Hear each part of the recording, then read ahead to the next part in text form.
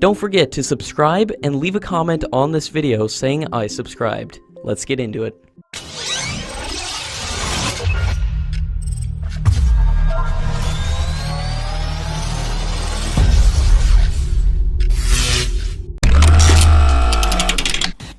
"2019 is a very critical year for India's indigenous fighter jet programs, as Hindustan Aeronautics will start work on the Tejas Mk2 variant in 2019, which will be ready to make its first flight by end of 2020. 2019 is also a crucial year for the Aeronautical Developmental Agency, as it will showcase its final design for the Tejas Mk2 medium combat aircraft, which will be powered by a new General Electric F414 afterburning turbofan engine. The Aeronautical Developmental Agency will also announce the selected developmental partner in 2019 to develop first two technological demonstrator aircraft under the AMCA 5th Generation Fighter Jet program. The selected manufacturer will be required to start the final assembly and equipment integration of first technology demonstrator within 3.5 years of executing a contract, and second technology demonstrator within the end of 4th year, and the completion of initial developmental trials will be completed by end of 6th year. Many private sector companies including Boeing have sent their proposals to the Aeronautical Developmental Agency. 2019 is also a crucial year for Unmanned Combat Aerial Vehicle program, as DRDO and its associated labs have planned to test a scale model of the design prototype to validate its flight characters before they start working on the full-size prototype.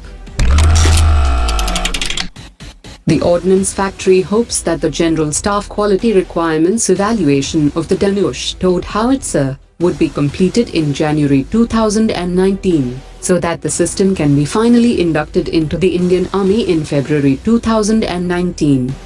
6 howitzers would be inducted during a ceremony in presence of Prime Minister Modi, and another 12 howitzers would be dispatched by December 2019. The Army will receive the first batch of 114 howitzers in the next 3 years, and on the basis of this first batch, another order of 400 howitzers would be placed by the Indian Army. According to latest reports, the China State Shipbuilding Corporation has started the construction of the first Type 54A multi-mission frigate for Pakistan Navy, and it is slated to receive a total of 4 frigates by 2021.